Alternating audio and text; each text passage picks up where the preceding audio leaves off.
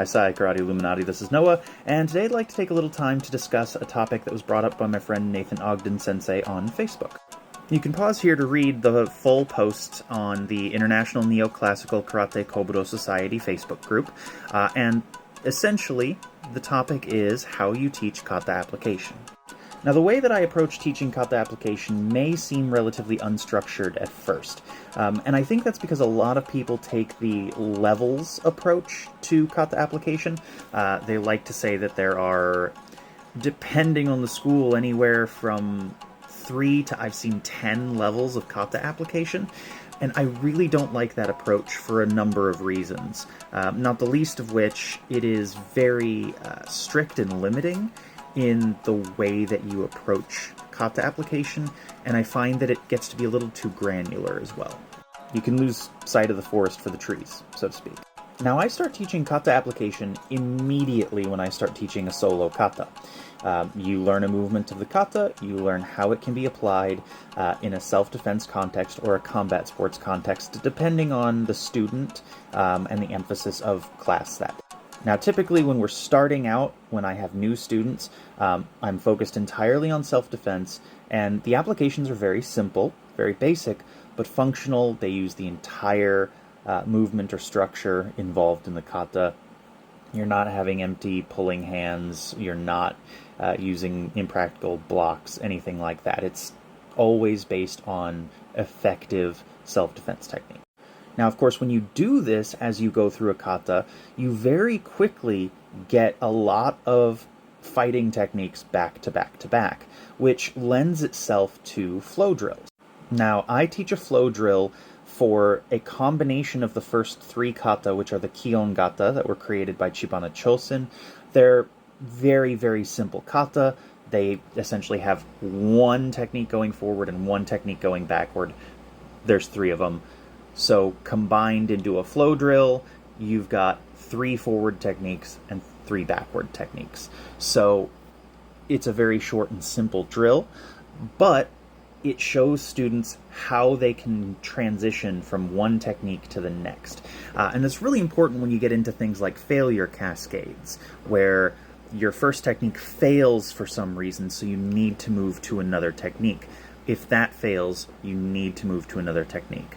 And flow drills are really good for introducing this mindset and getting students accustomed to that adjustment. Now, it also helps reinforce the patterns of the kata. And that may not seem like it's important, but the thing about the solo kata is that it is there for you to train when you don't have partners available. And what it's meant to do is be a physical aid for your visualization training. And vice versa, your visualization training is meant to be an aid to your physical solo kata practice. In order to really reinforce the movement patterns and the structures and the body mechanics that you're learning, you have to practice them full range of motion, full speed, full power.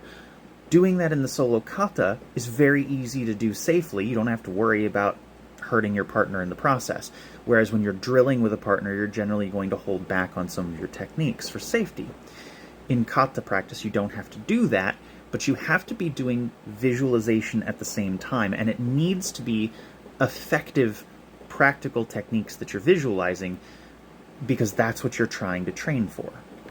So, through the flow drill, they know how the techniques connect together, they can visualize it in sequence as they practice the kata. They can reinforce the physical aspects with the mental aspect. Now, I also have a flow drill for Naihanchi Shodan, but after that I stopped doing flow drills because I don't want my students to memorize drills. I want them to learn and understand the concepts that are throughout the kata, the principles that make them work, and the techniques that result.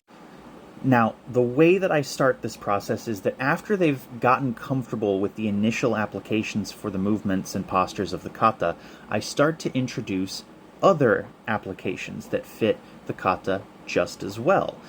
Some of these may be more complex, some of them may not. There's simply other options that fit those movements or postures. And I'm sure to explain why and how they fit the kata, because there are applications out there that if you're looking at snapshots of a kata may work, but the movements are very different. Or there's implied application based on certain postures, and you won't necessarily realize it's there unless somebody points it out. Now, when I teach these applications, I immediately start to put them into platform drills, which are just repetitive drills that give you the ability to jump into techniques. This can be a simple parry, pass, check, and then you throw a strike back over the top so your partner can do it. It can be more of a hubud type drill, the block, pass, check kind of situation. It could be as simple as kakie. The idea is just to give the student an understanding of when and where they have the opening to use those applications. Meanwhile, when we go back to those kata-based flow drills, we start to break the drill.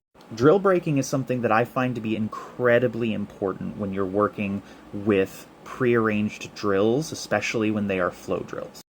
Now, that's an entire other topic that we can get into, but with regard to specifically the kata application aspect, it's something where you simply give the student a cue to change something in the drill as they're going. You've given them examples of when and how to apply those movements of kata in other ways, so you simply say, for example, okay, when I kiai, I would like you to use this application instead. And you can put that into anywhere in the drill, and they have to figure out how to get to the application. This helps make sure that students don't get into a complacent rhythm with a flow drill, where they've memorized it to the point they don't need to think about it, they just go through the motions. Because when we're training for self-defense or combat sports, you can't just get into a mindless rhythm without risking losing your ability to adapt on the fly. Now, there is something to be said for mushin, or no mind, but that's not exactly the same thing. When you're thinking of mushin, it's the ability to react without thinking. But when you're training, you have to build that up. It's not something that just happens. So in order to reach that state of not having to think about what you're doing, you have to think about what you're doing pretty extensively first. You have to be consciously aware of the changing environment and scenario that you're in, and be able to adapt and change techniques on the fly. This kind of drilling allows you to develop that ability, and over time, you no longer really need to think about it, it just happens. But anytime you're going to introduce a new technique, a new kata application, it's good to kind of back it up a little bit and give yourself a cue and get thinking about it again. So I know this has been a bit of a long-winded post. Hopefully you guys found it interesting or useful. If you have any questions about it, anything you'd like me to expand on, let me know. And of course, I'm happy to hear your answers to this discussion prompt, so how you teach kata application in your school, or how it's taught to you if you're not an instructor.